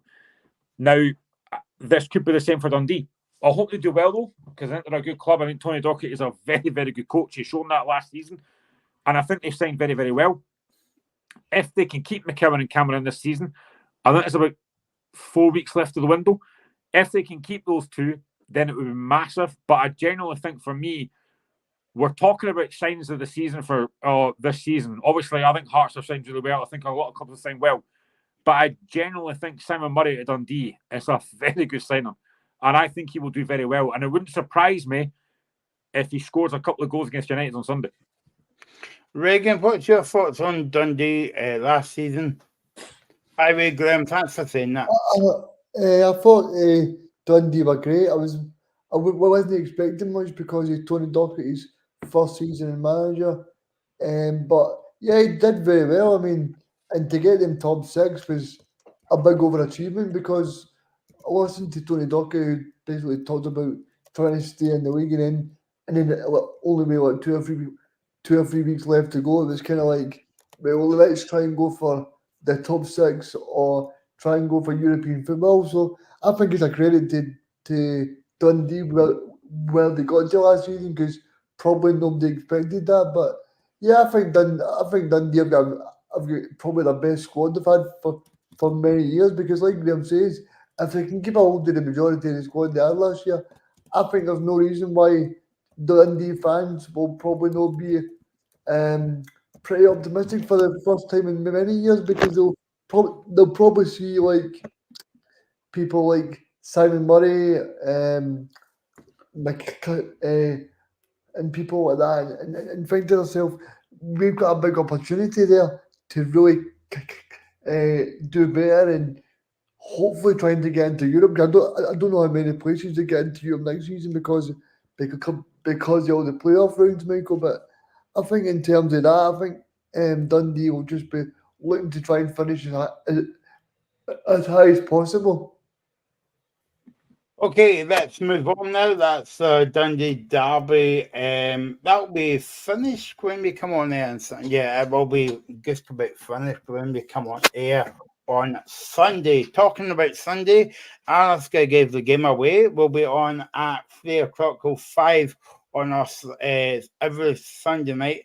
And also with hopefully all our clubs in Europe this season, we'll be having a special show before every European game and after the game as well. More details could come in the next couple of weeks, all depending if everybody gets through to the next round of the competition. Okay, let's move on. One team was in action last night, looking very impressive. St Mirren on Sunday at 3 o'clock, Graham, at home to Hibs. Yeah, and I thought last night, I know it was Toulouse, who are a part-time Icelandic team, but do you know what? Their first home European game in 37 years, it doesn't matter who you play. I thought they were excellent last night. Sean Rooney obviously scored in his debut. Really good header doing what he does. And that goal from Mark O'Hara, I know he's your mate. What a finish that was, by the way, for that third goal. What an absolutely stunning goal that is. And well played St Mirren. Deserved to win the game. I thought they dominated most of that game. And now they've got a game against SK Brann in the next round, a Norwegian team who I think they'll probably fancy playing against. But it's a brilliant, brilliant start to Europe for St Mirren. And I think looking at that game on Sunday against Hibs, I'm not being biased here, but I just wonder if that whole David Gray experiment is going to work. I kind of thought the same thing about Naismith last season. I wasn't convinced, but it did eventually happen. But David Gray's a legend at Hibs. You know, is that going to work? I'm just not sure. But what a result for St Mirren last night. And I really hope, like every Scottish team, I hope they can do well in Europe. SK Brann will be a difficult game over 2 legs. But do you know what? I actually think St Mirren have got a chance here. I really do. I think, and fair play to Tony Fitzpatrick, because a lot of folk laughed at him when he said that St Mirren would be back in Europe. And he was right. Fantastic. I thought they were brilliant last night. Stephen, Paisley was very, very busy yesterday. I was going up and I was going in Paisley at about 3:30 yesterday, and I thought, oh, the game's not till 7:45. But I didn't realise that St Mirren fans had a march through the town to the game. Hopefully they make the stadium because it's in Ferguson Park. No offence to people from Figgy Park. But it's good to see, and it was good to see 10,000 at the game as well last night. No, it was very good to see. I think they've got a winnable tie in the next round as well against Brann. I know it will be a step up, but I remember Motherwell playing a Norwegian team in Alessund and we absolutely blew them off the park. So hopefully St Mirren can do similar. And you see what it does for the town. You see what it does for the supporters. I've got a mate who is a St Mirren fan, one of my best mates, and I think he got in about 1 o'clock in the morning last night. So he certainly enjoyed his evening, and that's what it's all about. I think it's been over 60 years since they were last in European competition, and they won with a bit of style. The goal for Mark O'Hara, by the way, what a strike that is. It's still a player that I'm gutted that we don't have at Motherwell. Thank you, Graham Alexander, for that one. But no, what I do know about Stephen Robinson, Michael, is he knows how to set up a team and he knows how to identify players that will suit his system. And you see that last night with the performance. I know Valur maybe aren't the greatest of sides, but you can only play what's in front of you. And had St Mirren lost it last night, everybody would have been quick to jump on the back of them and slate them. So I think it's only right that we give credit when they go and win convincingly like they did last night. I think that's a really good point, Stephen, because how often have we, as Scottish football fans, we've sat here and said, we've got a team that should be beaten in Europe and we don't win. You know, Rangers got beat by Progress, Niederkorn, Celtic have lost in Europe, Hearts have got beat by Barca Cara, Motherwell have got beat by, who I can't remember who it was, I think Livingston got beat by like Derry City. So you can only beat what's put in front of you. And Motherwell did that last night. So I think it's actually quite right that we actually, if a team wins, a Scottish team wins in Europe, we actually promote that because it doesn't happen a lot. No, absolutely. Yeah, Reagan, what do you think of the St Mirren? Oh, when the Saints go marching in, they will be on Sunday. I think it was great. I mean, I didn't know what to expect because I didn't see the match last week, but I thought St Mirren looked great. I mean, I was looking at some of the chances they created. I mean, that goal that Mark O'Hara scored, Michael, it was brilliant. And it was just good to see like you said earlier, it was just good to see the place so busy and everybody enjoying themselves, because these are moments that like St Mirren fans will enjoy for the next 30 years, because I don't know when the last time St Mirren played in Europe, but they'll be hoping that it's a lot shorter than that, because I mean it's just a great experience for everybody in Scottish football.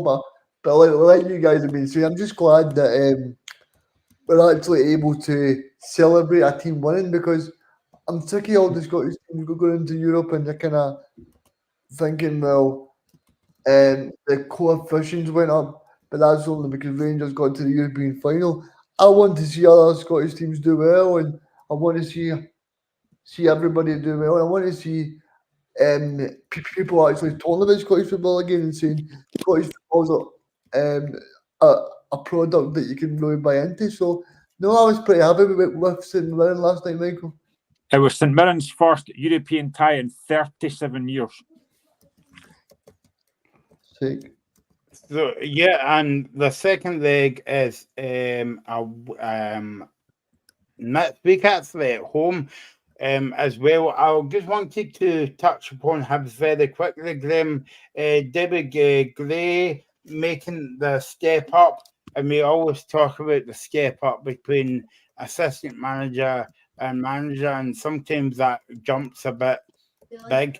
But when you look at Tony Docherty, he's actually done well at Dundee. Was his first job after working with McInnes for so many years. So do you think it will happen at Hibs? Now that I'm saying that question, I'm like, why do you say that to Graham?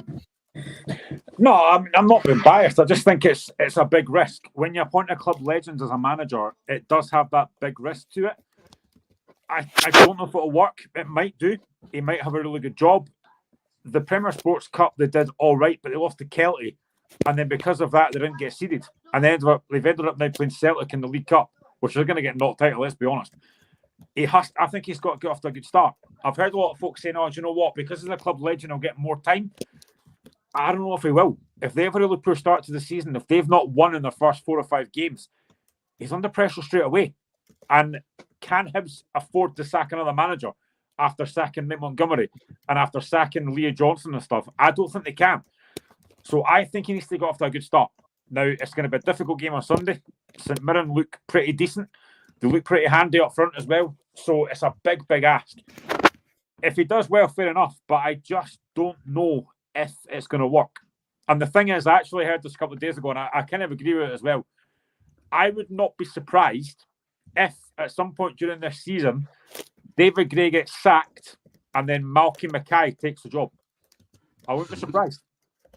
Where have we saw that before? Craig Levine, maybe? I don't know. So stranger things could happen. Stephen, what do you think of the whole David Gray coming into Hibs? I like it. I think it's always good to see young managers getting the opportunity to get their first stint in football. And I think he's earned it, because I think he's been there on the coaching staff under so many managers and had various caretaker roles, but never been given the job permanently. So to see him Hibs take the plunge and make that step and give him it permanently, I think is a good thing. There's a phrase that gets branded in Scottish football, Hibs that. No, as I can see the smile brought to Graham's face as I say that there. But Hibs are a team that you always expect to be up there. And I always say, as I said in my theory on SPFl, that there's always one out of the 3 between Aberdeen, Hibs and Hearts who don't hit the heights that they're expected to. I've tipped it to be Hearts this season because everybody thinks that they're going to be brilliant, and Graham's going to have another season where they can relax and not get stressed, unlike the rest of us. But Hibs have got a habit of being that team, that don't quite hit the mark, and I just hope that they give David Gray time, because I think there's only so often that you can go through sacking manager after manager after manager. I think there comes a point where you need to say, right, let's give this guy a couple of seasons to get it right and really try and progress, because they've got the investment coming in from, I think, the guys that we could get connections with Bournemouth. So I don't want to see them going round the managerial merry-go-round of sacking managers. I do. One more game to talk about, and that's the champions on Sunday. half-4 kickoff, Celtic against Kilmarnock. Before we get to that game, Graham, let's speak about Kilmarnock in Europe, albeit they're knocked out the Europa Cup. They've went down to the Conference League, and I don't know about you, but I mean, I have got my views on cup football where that if you get beat in the Scottish Cup, that's you out. You don't have any second chances. But whereas teams in Scotland benefits from more money and benefits for going to a lower competition. That's a bit unfair to say that, but it's really just to make more money. Yeah, and I've kind of said the same thing before, but I don't want to be contradictory because Hearts could do exactly the same thing. If we get knocked out Europa League, we go straight into the Conference League, so I can't complain. But I do understand the point. I mean, yesterday I don't think they were great against Cercle Bruges. They had a few chances, but I didn't take them. But the goal that they lost was a bad mistake. But again, I think they've got a winnable tie in the next round in the Conference League. Tromsø, who I think they could actually beat over two legs, same as I think St Mirren could beat SK Brann. But again, I think Kilmarnock have got a decent side there. They signed Bruce Anderson for Livingston, who I think will back them goals along with Kyle Vassell. I think again Kilmarnock will be strong this season.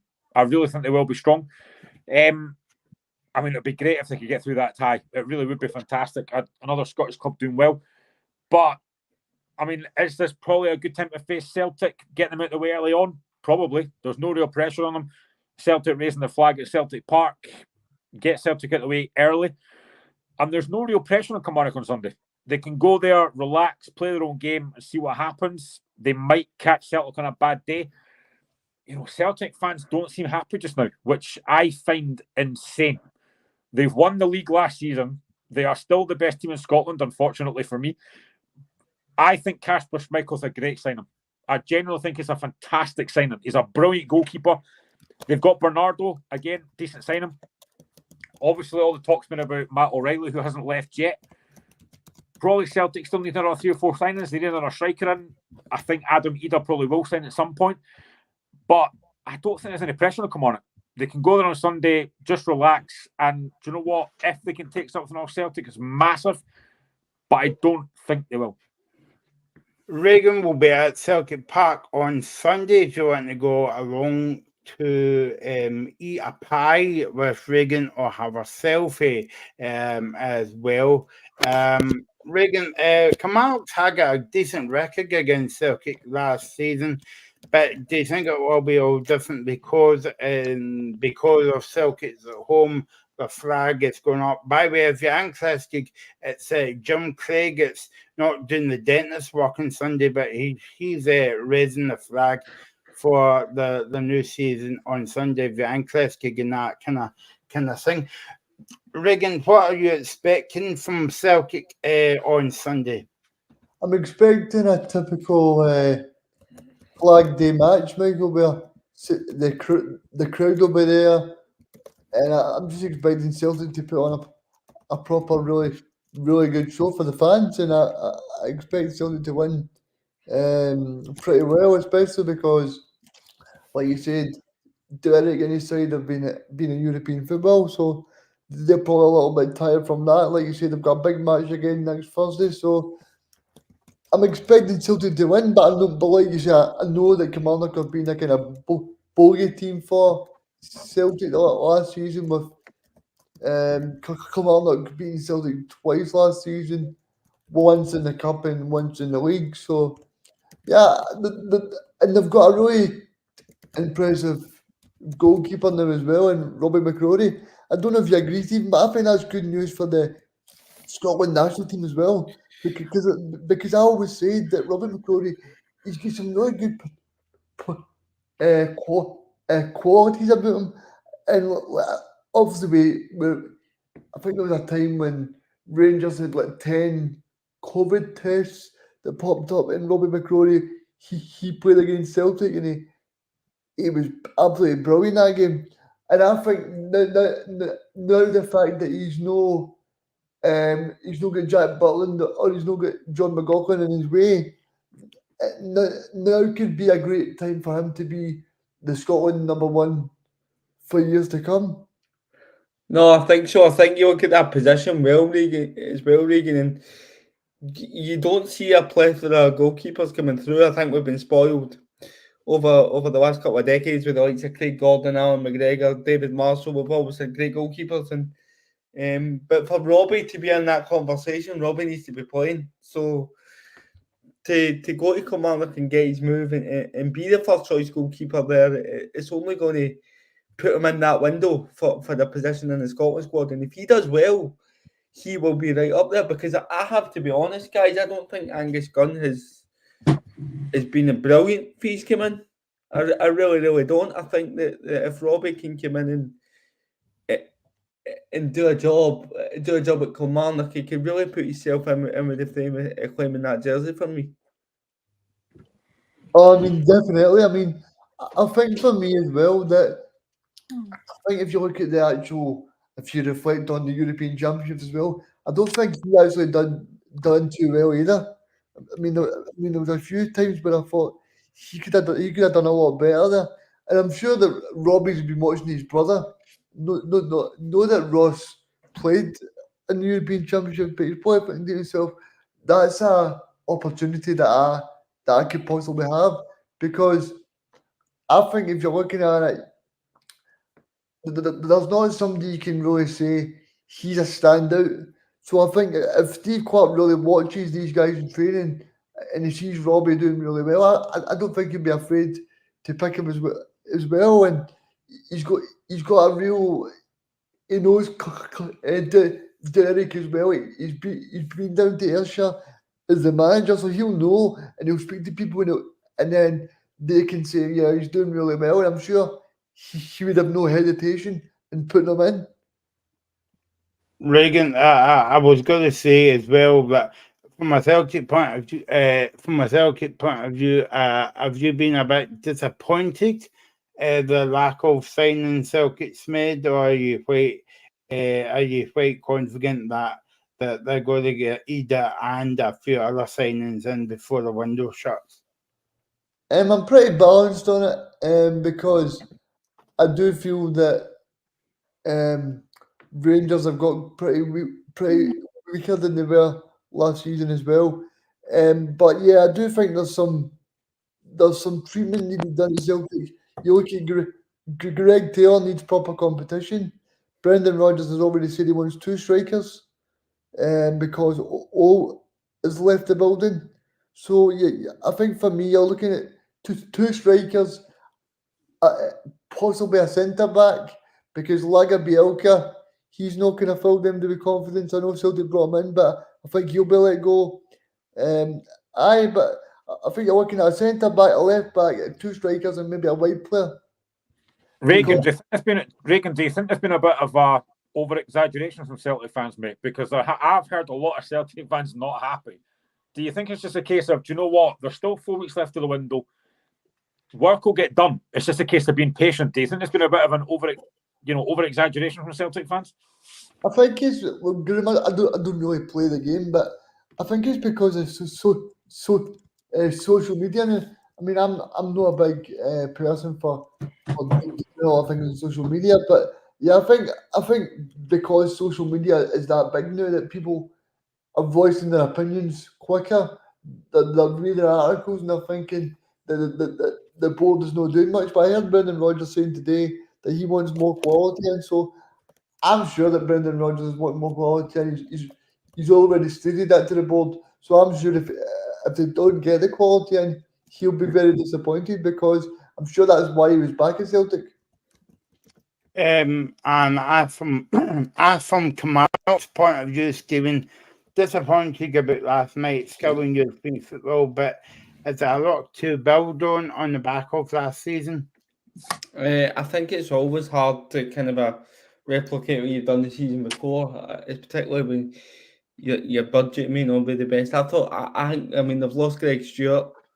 Van Dien's dropped out for them as well. I know he was only on loan, but then what they did have is they had 4 really good forwards last season. I don't see them having the same strength and depth this season. So can they continue? I'm not too sure, but I don't think they'll be anywhere near the drop but it might be one of the mediocre mid-table seasons for Kelly. Before we let Stephen go, because he's got a better offer as well, I don't know what his better offer is. I've got my ideas, but I can't say them. He's on got a date air. with Keith Jackson. Absolutely No, not. that's you, Glenn. That's you. No. At KFC, because you know why it's in KFC, because Graham's a bit too chicken at times. Anyway, moving on. Yeah. So prediction time, guys, before we jump into the championship. So Stephen, who will win the league and who will finish last? Celtic will win the league by more than 15 points, and St Johnstone will get relegated. That's a big statement, more than 15 points.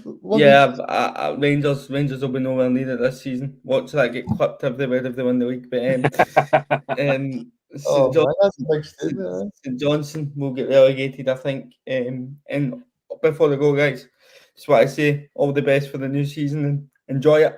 You too, mate. Right, see you later on. See you soon, See you Stephen. later, Stephen. Cheers. That was Stephen, 15 points, boy, away. Graham, I'm going to move on. I think Rangers fans will be all over the locker room this season to see if Stephen's right, or they'll be texting in and no happy. Is Stephen the new Michael Stewart? We don't know. Graham, what about you? Is that what you said to? Is that what you said to Stephen about the brand new season, that he needs to come out with some bold predictions? No, mate. No. I just leave it up to him. Whatever he does in pre-season, it's between him and him. But yeah, have had a wee quiet word with him. But not about the show. Graham, what about you? Who is going to win the league and who is going to be relegated? Yeah, I'm going Celtic as well. I think they will win it. I don't know if it'll be 15 points or more than that, but I think they will win it. And I think they will sign players before the window shuts. And unfortunately, I agree with both Alistair and Stephen. I've already said I think St Johnstone are going to go down. I just don't see them having enough quality to stay up. So I think this time they are going to go down. Oh, Regan, it's over to you. I've got a funny feeling that I know what you're going to say, but I'm going to ask you anyway. I'll go for Celtic to win the league by... That's a surprise. Celtic to win the league by 10 points, and I'll go for Motherwell to get relegated. You only said that because Stephen's away, you coward. No, I'm being serious. I think I'm a big fan of what is his name, Upiezu, but you don't seem to rate him, Graham. No, to be honest, Uche is a decent player. He's just not a goal scorer. His best record was like 16 goals at Cambridge. He's a physical guy, but he doesn't score enough goals, and that's why I just think he's not going to do well at St Johnstone. I just hope he's watching now, just so he can clip up himself. So I am going to go for Celtic and Ross County. There we go. Down. And the only reason I'm saying that, guys, is because St Johnstone has got a new owner coming in. He's going to pump money into the Perth side, and it's going to get rid of some of that car park. Actually, don't know why, because it's a nice big car park they've got there. But I do think Ross County, this might be the season. So there you go. So I'm going to put this away. I'm going to bring this out at Christmas, and everybody's going to fall. Let's go into the championship now, and one of the games that are on tonight, it's between Falkirk and Queen's Park, 4:30 kickoff in the BBC Scotland channel, and Regan's been a very busy boy. He's been earning his money. I forgot to tell you that, Regan. There's no money here. because I'm holding all the cards. So you may remember last season we had a Falkirk fan on the show called Alan Risk, and he is going to the game tonight. That's why he's not on the show. So yesterday, Regan had a wee chat with him about the game. I must say that this interview, you won't see Regan's wonderful smiley face here because there was an issue with the technology. So it's on the audio only. So here we go. So here, Regan speak to Alan about tonight's game, Falkirk and Queen's Park. Here on the locker room this Friday by Alan, who's a regular person on the locker room, and he always talks all things Falkirk. Thank you for joining me, Alan. Aye, very much appreciated. Cheers, I'm always happy to talk about Falkirk, especially as the big match looms. So I'm very excited. Yeah, I just wanted to ask you, it's been a very interesting Premier Sports trophy so far. What have you made of Falkirk's progression in that?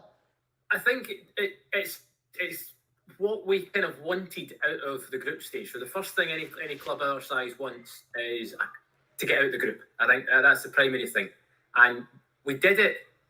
Obviously, it came down to the last game against Stennismuir, but we did it with relative ease in the fact that we beat the top seeds in the opening game, Dundee United.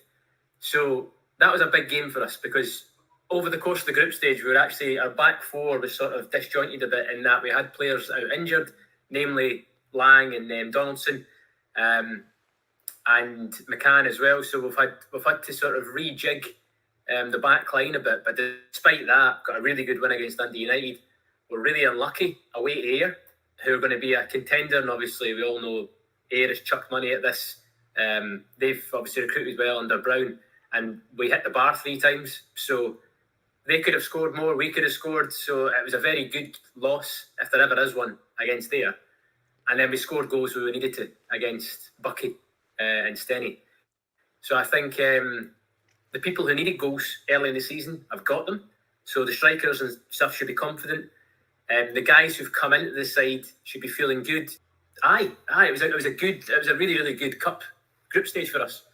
I just want to ask you in terms of what is the aims of the club this season, because you can't get much higher than doing a season where you don't lose a match. Yeah, no, you're absolutely right. I think there's an expectation in the fan base that we were clearly.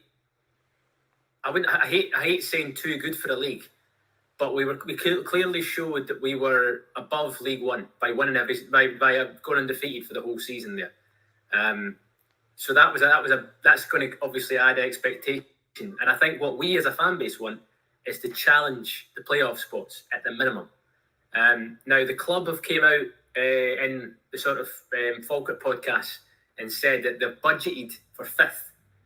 So we've budgeted for 5th, which is obviously staying in the league and is actually just outside the playoff spots. So the expectation is that we should be there.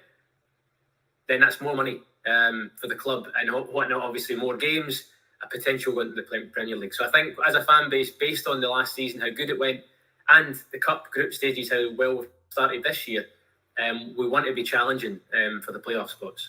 I don't know if you agree, Alan, but I think this is the first year in a long while where there's no kind of outright person that's going to win the championship, because you look at the kind of over the last couple of years, you've had Dundee United, Hearts, Kilmarnock, but now you've got Partick Thistle. Obviously David Martindale's side went down last season, so they'll think they've got a chance, but they've not got the biggest budget either. And obviously you've Falkirk, you've got Queen's Park, you've got loads of teams that could potentially put a good run together. Yeah, you're absolutely right. And I think, the championship has always been an exciting season. I mean, you look at even having Dundee United in last year, they had to fight Wraith off right until the last few games to get it won. I think that in itself shows that Wraith Rovers have got to be considering themselves favourites, especially with their recruitment this summer and bringing in Hanlon and Stevenson and the likes. So I think on the face of it, everybody looks at the table and looks at the league and goes, "Oh, everybody could beat everybody."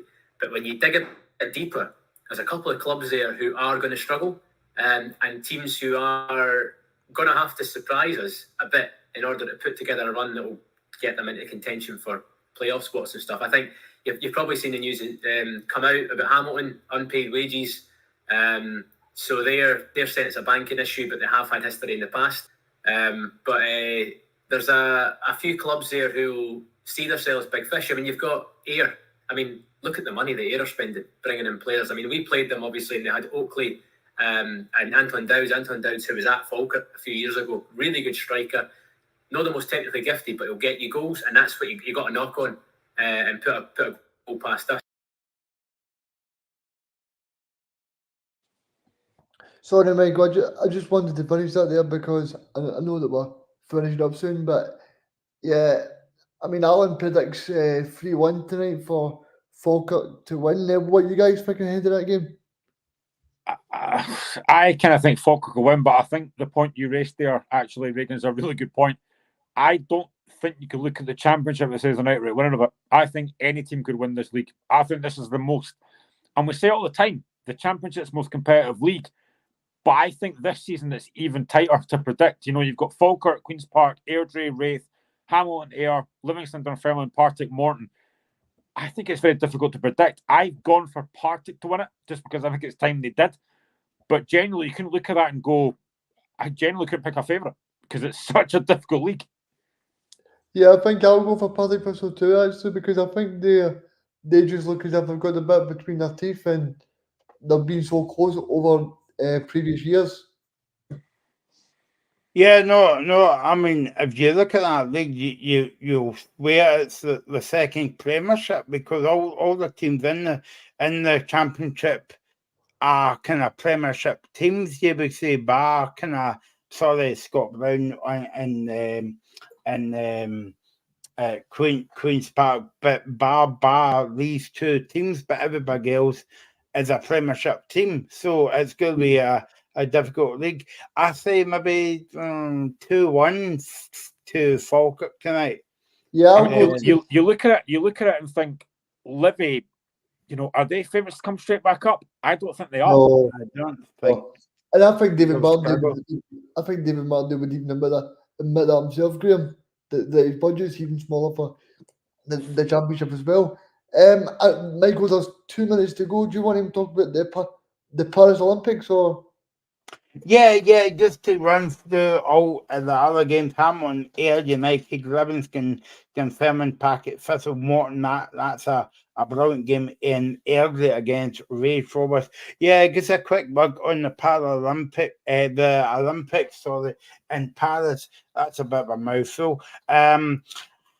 Very upsetting for Andy Murray, where we knew it was going to come to an end one day, guys. But you know, he went out in the one part against the American two Reagan. It was a good game, but they were always up against it.